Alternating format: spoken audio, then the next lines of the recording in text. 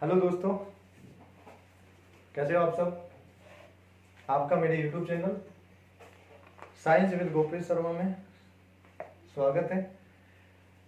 दोस्तों, पिछली क्लास में हम लोगों ने प्लांट फिजियोलॉजी का पार्ट 1 जो था, पादपों में परिवहन जो चैप्टर था अपना, उसका पार्ट 1 जो है हम लोगों ने विसरण विधि तक हम लोगों ने कर लिया था। लेकिन अब हम लोग स्टार्ट करेंगे उससे अगला वाला टॉपिक। थोड़ा सा पिछला मैं हल्का सा रिवाइज करा देता हूँ। हम लोगों ने बात की थी परिवहन की। परिवहन दो प्रकार का था, छोटी दूरी का परिवहन और लंबी दूरी का परिवहन। छोटी दूरी का जो परिवहन था वो मुख्य रूप से दो विधियों से हो रहा था, निष्क्रिय और सक्रिय, जिसमें से हम लोगों ने निष्क्रिय विधि को पिछली क्लास में कंप्लीट कर लिया है। बात करते हैं दूसरी विधि की, जो है हमारी सक्रिय विधि। कौन सी है भाई? सक्रिय विधि।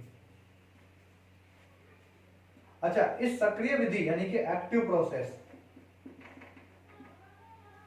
इस सक्रिय विधि के अंतर्गत क्या होता है, मैंने वैसे बेसिकली उस क्लास में बता दिया था, लेकिन आज फिर से दोबारा देख लो। इस विधि के अंतर्गत एटीपी जो है वो उसका यूज होता है, यानी कि ऊर्जा जो है वो खर्च होती है, व्यय होती है। दूसरी बात, इस विधि के अंतर्गत क्या होगा, कोई भी अणु है, परमाणु है, आयन है या कण है, वो अपनी कम सांद्रता से अधिक सांद्रता की ओर जाएगा। अच्छा, जब कम सांद्रता से अधिक सांद्रता की ओर जाएगा तो मुझे एक बात बताओ, कम और अधिक जब नाम आया तो बन गई सांद्रता प्रवणता,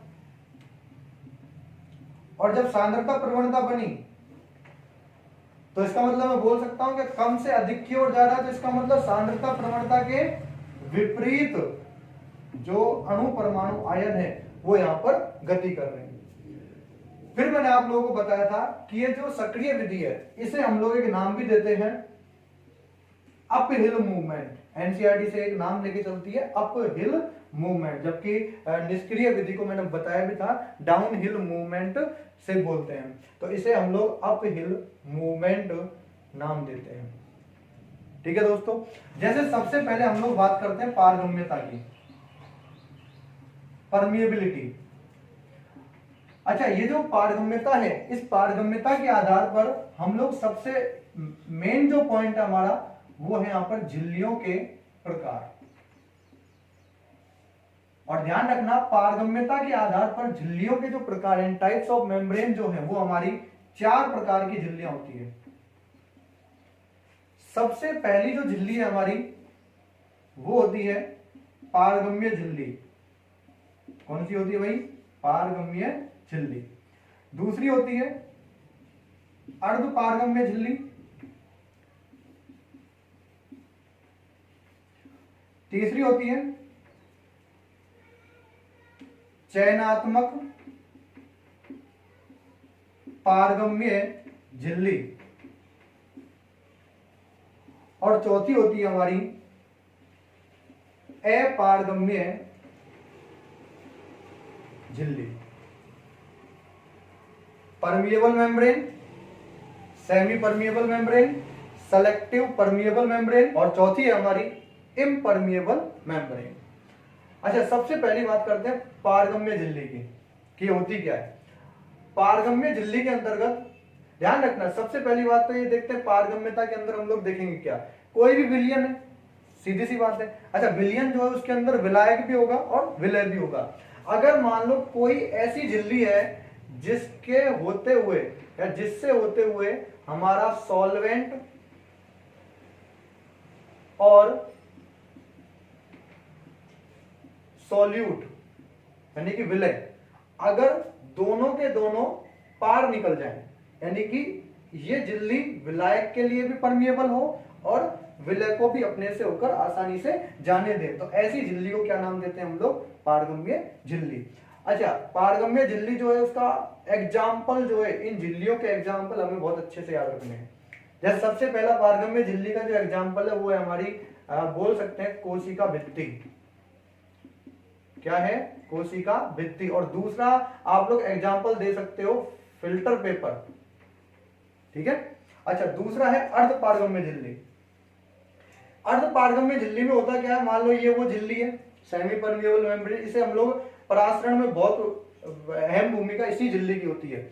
अच्छा, ये जो अर्ध पारगम्य झिल्ली है, यहां से क्या होगा, विलायक तो जाएगा, ध्यान से सुनना, अर्ध पारगम्य झिल्ली विलायक के लिए तो पारगम्य होती है, लेकिन विलय के कणों को यानी कि सॉल्यूट के कणों को अपने से होकर नहीं जाने देती है।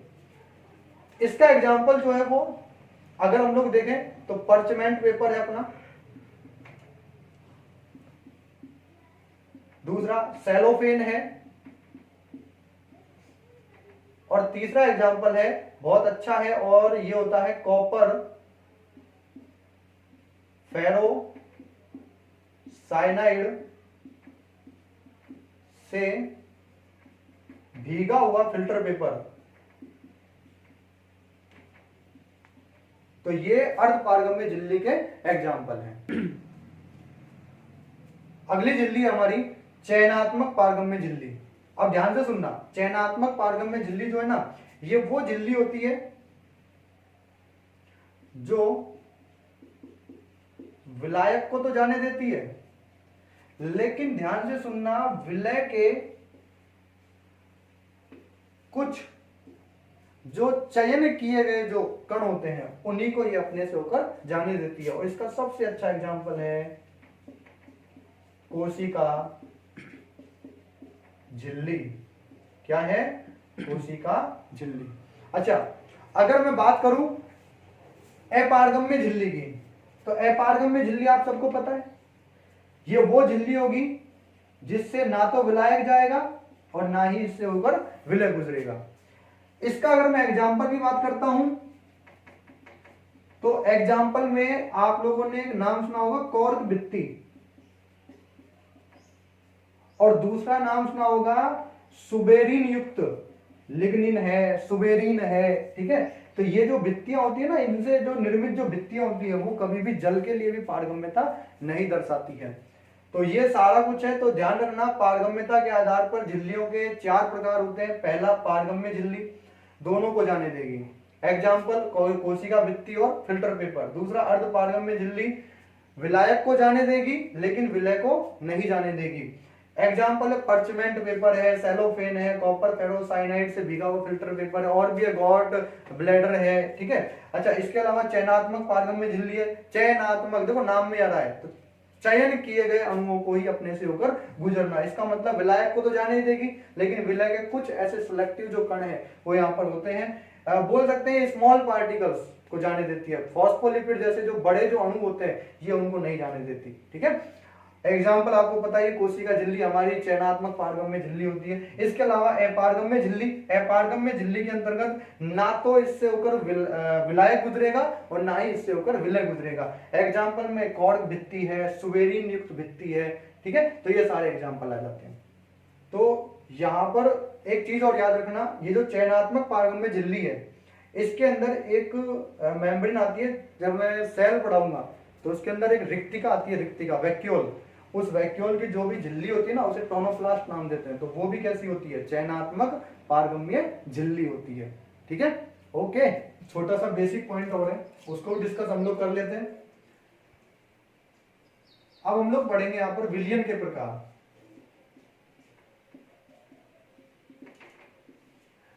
Types of solution. विलियन जो है, ध्यान रखना, परासरणता के आधार पर, अगर हम लोग देखें किसके आधार पर? परासरणता के आधार पर, ऑस्मोरिलेटिव के आधार पर अगर हम लोग देखते हैं विलियन के प्रकारों को, तो 3 प्रकार के होते हैं। सबसे पहला जो विलियन है वो है आपका समपरासरी विलियन, जिसे हम लोग इंग्लिश में बोलते हैं आइसोटोनिक सॉल्यूशन। दूसरा जो है वो है आपका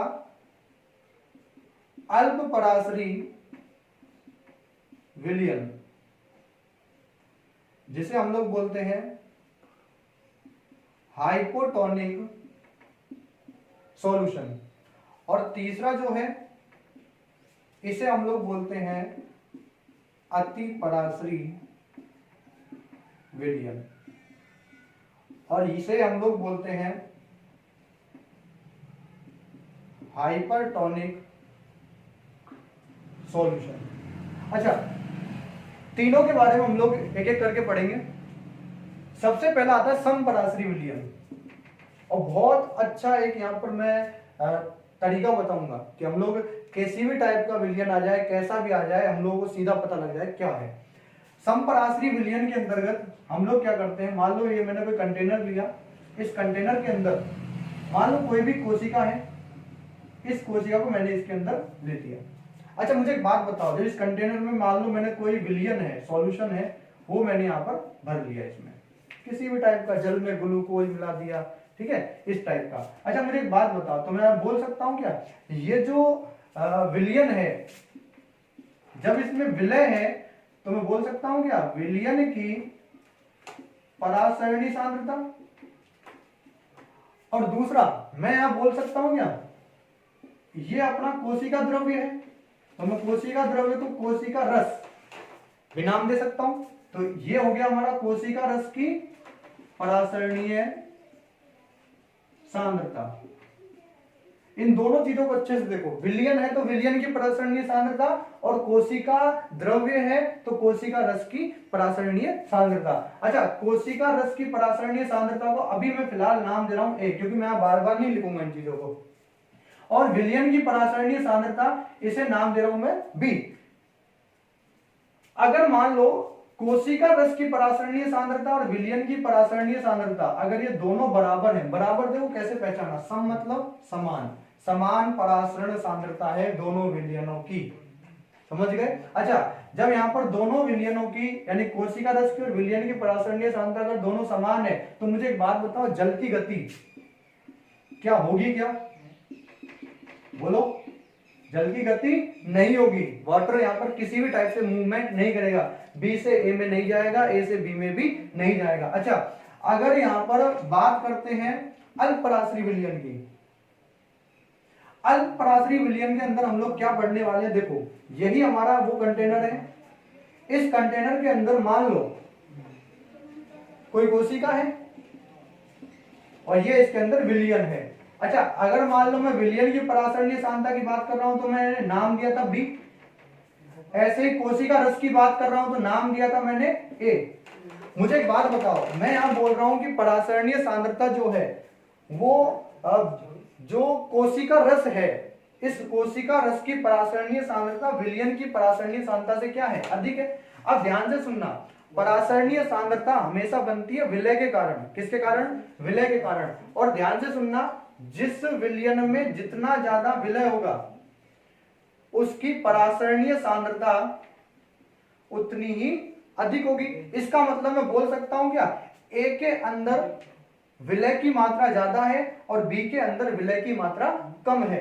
अच्छा, यहां पर जब A के अंदर विलय की मात्रा ज्यादा है तो मुझे एक बात, अच्छा एक शॉर्ट ट्रिक बताता हूं, जिस विलयन में विलय की मात्रा अधिक होती है वो विलयन उतना ही अधिक गाढ़ा होता है, और जो विलयन जितना अधिक गाढ़ा होता है वो हमेशा पानी को अपनी ओर खींचता है। इसका मतलब मैं बोल सकता हूं क्या, एक ही ज्यादा परासरणीय सांद्रता होने के कारण विलय ज्यादा है, विलय ज्यादा तो ये विलयन गाढ़ा ज्यादा है, और जब गाढ़ा ज्यादा है तो यहां पर मैं बोल सकता हूं क्या, ये पानी को अपनी ओर खींचेगा, यानी कि B से पानी किस में जाएगा, A में जाएगा, यानी कि यहां से पानी यहां जाएगा, कोशिका के अंदर प्रवेश करेगा, और कोशिका के अंदर प्रवेश करने की जो विधि है ना, इसी का नाम होता है अंतःपरासरण। क्या नाम बोलते हैं इसे, अंतःपरासरण, और इसे ही हम लोग बोलते हैं एंडो ऑस्मोसिस, ठीक है। अच्छा, आप लोगों ने बात की होगी यहाँ पर एग्जाम्पल भी कभी, कि जो किशमिश है, क्या है, किशमिश, ये किशमिश को जब हम लोग पानी में रख देते हैं तो फूल जाती है, ठीक है। तो पानी में रखी हुई किशमिश का फूल जाना किसके कारण, अंतःपरासरण के कारण। अच्छा, तीसरा प्रकार है हमारा अतिपराश्री विलयन का, जस्ट अपोजिट है इसका। अपोजिट का मतलब है, यहाँ पर देखो, अगर मान लो मैं यहाँ बात कर रहा हूँ किसी कंटेनर की, इसके अंदर कोशिका है, अच्छा इस कोशिका का कोशिका रस है, यहाँ विलयन है। अच्छा, जब विलयन है तो मुझे एक बात बताओ, तो विलयन की परासरणीय सांद्रता को डिनोट कर रहा हूं मैं बी से, और कोशिका रस की परासरणीय सांद्रता को डिनोट कर रहा हूं मैं ए से। अब मुझे एक बात बताओ, यहां पर ये जो बी है, पहले वाले केस में देखो अल्प पराश्रयी वाले विलयन में यहां पर मैंने क्या कहा था, ए की परासरणीय सांद्रता बी की परासरणीय सांद्रता से क्या है, अधिक है। यहां उल्टा कर दो, बी की परासरणीय सांद्रता ए की परासरणीय सांद्रता की तुलना में क्या है, अधिक है। और जब ये अधिक होगी तो इसका मतलब इसके अंदर विलय क्या है, ज्यादा है। और जब इसके अंदर विलय ज्यादा है तो ये विलयन क्या है, गाढ़ा ज्यादा है। और जब गाढ़ा ज्यादा है तो पानी को अपनी ओर क्या करेगा, ये खींचेगा। इसका मतलब ये विलयन का जो परासरणीय सांद्रता है बढ़ने के कारण यहाँ पर कोशिका रस का जो पानी है वो यहाँ पर बाहरी विलयन की ओर आने लगेगा। और जब पानी कोशिका से बाहर आने लगेगा तो इसी विधि का नाम ही तो क्या हो जाएगा, बाह्य परासरण। क्या नाम होगा भाई, बाह्य परासरण। और बाह्य परासरण को क्या बोलते हैं, एक्सोओस्मोसिस। क्या नाम बोलते हैं इसे, एक्सोओस्मोसिस। आप लोगों ने सुना होगा अंगूर को शर्करा के घोल में जब रख देते हैं तो अंगूर जो है वो पिचक जाता है, ठीक है। तो इस टाइप से आप लोगों ने वो एग्जांपल जो पढ़े हैं वो किसके कारण पढ़ते हैं, ठीक है, अति पराश्रयी विलयन के कारण वो अंगूर जो है वो सिकुड़ जाता है। अल्प पराश्रयी अति पराश्रयी दोनों में एक ही कॉमन सी बात याद रखना, अल्प पराश्रयी में तो कोशिका फूलती है, जबकि अति पराश्रयी विलयन में कोशिका हमेशा क्या होती है, सिकुड़ती है। फूलने का कारण अंतः परासरण, सिकुड़ने का कारण बाह्य परासरण। आओ बच्चों हम लोग नेक्स्ट टॉपिक पढ़ते हैं, परासरण, झिल्लियों के प्रकार और विलयन के प्रकार। हम लोगों ने जो पढ़ा था वो इस टॉपिक के अंतर्गत था। अच्छा, परासरण जो है इसको इंग्लिश में ऑस्मोसिस कहते हैं, आप सबको पता है। अच्छा, यहां पर हम लोग बात करते हैं परासरण को, बहुत अच्छे समझेंगे, ठीक है। ये जो परासरण है, और ध्यान रखना यहां से क्वेश्चन जो है ना वो लगभग पूछा ही जाता है, तो इसलिए इसको अच्छे से समझ लेना। आप लोगों के केमिस्ट्री में भी है ये टॉपिक और आप लोगों के यहाँ पर बायोलॉजी के अंतर्गत भी आ रहा है। अच्छा, परासरण के अंतर्गत हम लोग क्या कर रहे हैं, मैंने 2 कंटेनर लिए हैं, ले लिए भाई। पहले कंटेनर का नाम रख दिया ए, दूसरे का नाम रख दिया बी। ए वाला जो कंटेनर है इसके अंदर मैंने भर लिया शुद्ध जल, और इसके अंदर मैंने कुछ विलय मिला दिया जिससे ये बन गया विलयन सॉल्यूशन। मुझे एक बात बताओ, मैं थोड़ा सा बैक की चीजें याद दिलाता हूं। शुद्ध जल का जो विसरण दाब था वो मैंने आप लोगों को बता रखा है। शुद्ध जल का विसरण दाब डीपी क्या होता है, अधिक होता है। और अधिक कितना होता है ये भी मैंने आपको बताया था, 1236 एटीएम का। अच्छा, जब डीपी अधिक होता है 1236 एटीएम, और फिर मैंने बोला था जैसे ही विलय मिलाया तो विलय मिलाते ही डीपी जो है वो क्या हो जाता है, कम हो जाता है। और जैसे डीपी कम हुआ तो मैंने आपको बताया था जल की गति हमेशा उच्च विसरण दाब से निम्न विसरण दाब की ओर होती है। इसका मतलब पानी हमेशा कहां से कहां जाएगा, ए से बी की ओर जाएगा। ये क्या है, आपकी जल की गति। चूंकि हमें अब परासरण समझना है तो परासरण के लिए सबसे पहली जो रिक्वायरमेंट है वो है आपकी एक झिल्ली है जिसका नाम है अर्ध पारगम्य झिल्ली, सेमी परमिएबल मेम्ब्रेन। अच्छा, ये जो सेमी परमिएबल मेम्ब्रेन है, अर्ध पारगम्य झिल्ली है, इसकी विशेषता आपको पता है कि ये झिल्ली विलायक को तो जाने देती है लेकिन विलय को नहीं जाने देती। इसका मतलब विलायक के लिए पारगम्य होती है लेकिन विलय के लिए क्या होती है, ये अपारगम्य होती है। मुझे एक बात बताओ,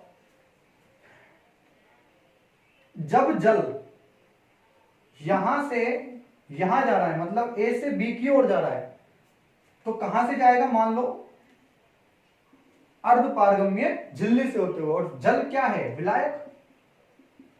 जल क्या है, विलायक। इसका मतलब विलायक जो है, और आप सबको पता है अर्धपारगम्य झिल्ली विलायक को जाने देती है। इसका मतलब क्या है कि जो विलायक है ये इस अर्धपारगम्य झिल्ली से होते हुए इधर बी वाले कंटेनर में आ जाएगा। लेकिन मुझे एक बात बताओ, जब इधर विलय नहीं है और इधर विलय है, भाई इस वाले कंटेनर में विलय की मात्रा क्या है, ज्यादा है, इधर क्या है ही नहीं। और अगर यहाँ विलयन भी बोलता तो कम होती। अच्छा, जब यहाँ विलय है तो विलय भी तो ये कहेगा कि भाई मैं भी अधिक से कम की ओर जाऊंगा। और जब ये अधिक से कम की ओर जाएगा लेकिन अर्ध पारगम्य झिल्ली से कहेगी कि नहीं, मैं विलय के लिए पारगम्य नहीं हूं। और जब नहीं है तो इसका मतलब ये जो विलय है ये जो विलय है, ये विलय इस अर्ध पारगम्य झिल्ली पर क्या करेगा, एक दबाव लगाएगा, और उसी दाब का नाम क्या होता है, परासरण दाब। क्या नाम होता है उसका, परासरण दाब, ओपी जिसे बोलते हैं शॉर्ट में, ऑस्मोटिक प्रेशर। देखो परासरण दाब तो विलय के कारण आया है, लेकिन विलायक की गति अगर हम लोग देखते हैं तो देखो विलायक की गति कहां से कहां हुई है, अपनी अधिक सांद्रता से कम सांद्रता की ओर जा रहा है, लेकिन किससे होते हुए, अर्ध पारगम्य झिल्ली से होते हुए। तो अर्ध पारगम्य झिल्ली से होते हुए विलायक का अपनी अधिक सांद्रता से कम सांद्रता की ओर जाना, ये क्या कहलाता है, परासरण कहलाता है। क्या कहलाता है भाई, परासरण। तो परासरण आता है विलायक के कारण, जबकि परासरण दाब आता है विलय के कारण। और ध्यान रखना परासरण दाब यानी कि जो ये दाब है ना, ये कंटेनर की जो आयतन वृद्धि है उसको हमेशा रोकता है, यानी कि साम्य अवस्था बनाने का एक काम करता है। ठीक है, एनसीईआरटी ने इंक्लूड कर रखा है।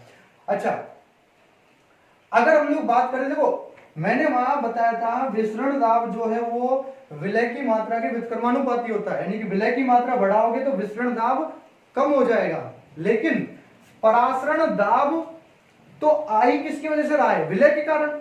अगर विलय की मात्रा आप लोग बढ़ाते हो तो इधर इसकी सांद्रता ज्यादा हो गई, और जब इधर सांद्रता ज्यादा हुई तो इसका मतलब अर्ध पारगम्य झिल्ली पर लगने वाला जो दाब था उसका मान क्या हो गया, बढ़ गया।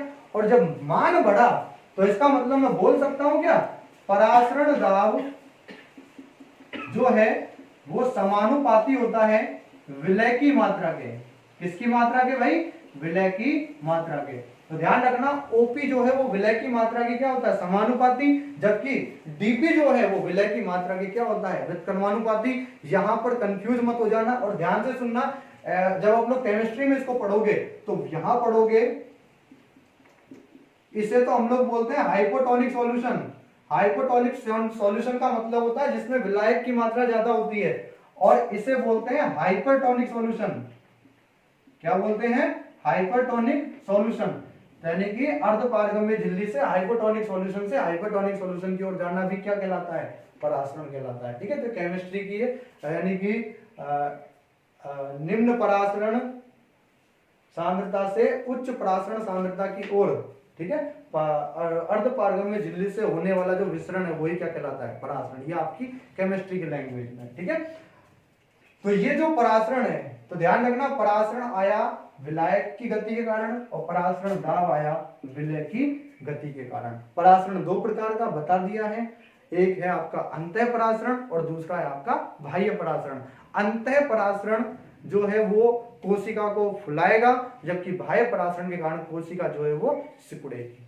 ठीक है, अच्छा अब हम बात करते हैं, अगर इस विलयन के अंदर हम लोग बात करते हैं तो यहां पर शुद्ध जल था, और शुद्ध जल का ध्यान रखना ओपी, ओपी मतलब क्या है, परासरण दाब, और परासरण दाब किसकी वजह से आता है, विलय की वजह से, लेकिन यहां तो विलय है ही नहीं। तो ध्यान रखना शुद्ध जल का ओपी यानी परासरण दाब हमेशा क्या होता है, 0 होता है। यहां विलय था तो ओपी क्या था, इधर ज्यादा था इसकी तुलना में, और जब इसकी तुलना में अधिक था तो जल की गति तो भाई फिक्स ही रहेगी। जल की गति कभी नहीं बदलती, हमेशा उच्च से निम्न की ओर ही जल जाता है। कंडीशन अलग अलग है बस। ठीक है, जैसे यहां देखो कंडीशन क्या बन गई कि जल की गति परासरण दाब के संदर्भ में निम्न परासरण दाब से उच्च परासरण दाब की ओर होती है। ठीक है, और वैसे भी आप लोग देख सकते हो विलय ज्यादा है, विलय ज्यादा, गाढ़ा ज्यादा, गाढ़ा ज्यादा पानी को खींचेगा। जो विलयन जितना ज्यादा गाढ़ा होता है वो पानी को अपनी ओर खींचता है। ये पॉइंट आप लोग बात सीधी सी याद कर लो। ठीक है, तो ध्यान रखना ओपी इसका ज्यादा, ओपी इसका कम है। निम्न परासरण दाब से उच्च परासरण दाब की ओर ये जो पानी है ये हमेशा गति करेगा। आप बच्चों कुछ एक नोट की बात कर लेते हैं, बहुत इंपॉर्टेंट नोट है। सबसे पहला नोट है, आप लोग सबसे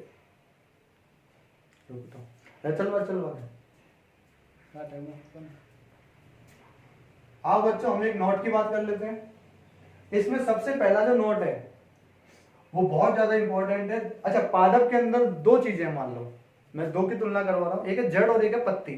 बताओ परासरण दाब कहां अधिक होगा, किसका ओपी अधिक होगा, जड़ का या पत्ती का?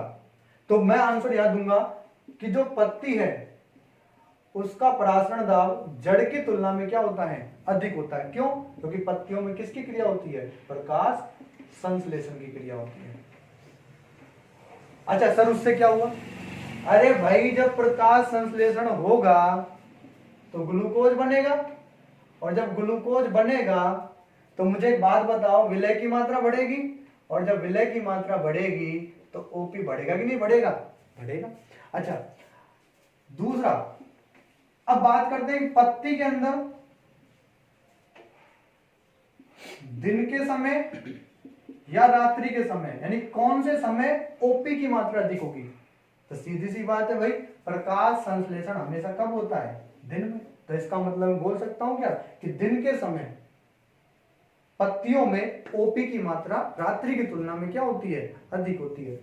एक तीसरा नोट बहुत इंपॉर्टेंट, और ये नीट ने तो बहुत बार या एम्स ने भी बहुत बार पूछा हुआ है कि विभिन्न प्रकार के जो पादप होते हैं, लवणोद्भिद है, जलोद्भिद है, ठीक है, तो इनके अंदर ओपी परासरण दाब का जो क्रम है वो क्या होता है। तो ध्यान से सुनना, लेकिन पादपों में सबसे ज्यादा ओपी किसका, उससे कम किसका, तो ऑर्डर के रूप में हम लोग इसको व्यवस्थित करते हैं। तो देखो सबसे पहला अगर मैं बात करता हूं लवणोद्भिद, लवणोद्भिद को बोला जाता है हेलोफाइट्स।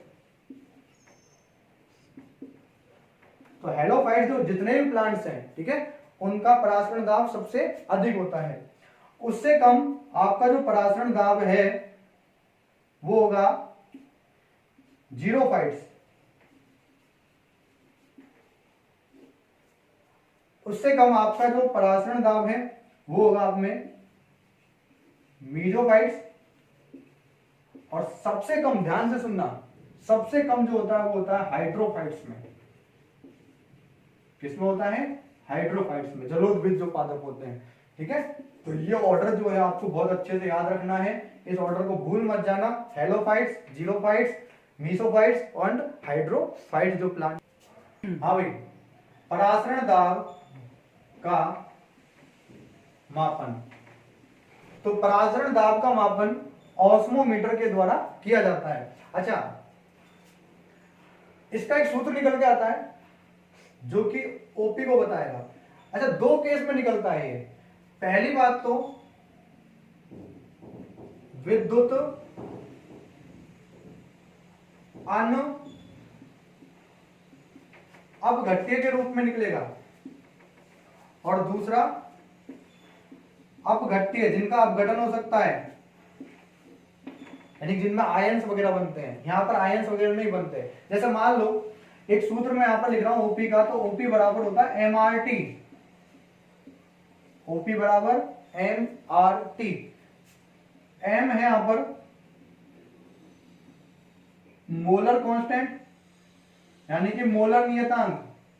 आर आप सबको पता है गैस नियतांक है, और जिसका मान 0.082 होता है। और टी जो है वो है टेम्परेचर, और ध्यान रखना टेम्परेचर को केल्विन में लेना है। डिग्री सेंटीग्रेड दे रखा है ना, तो केल्विन में बदल लेना।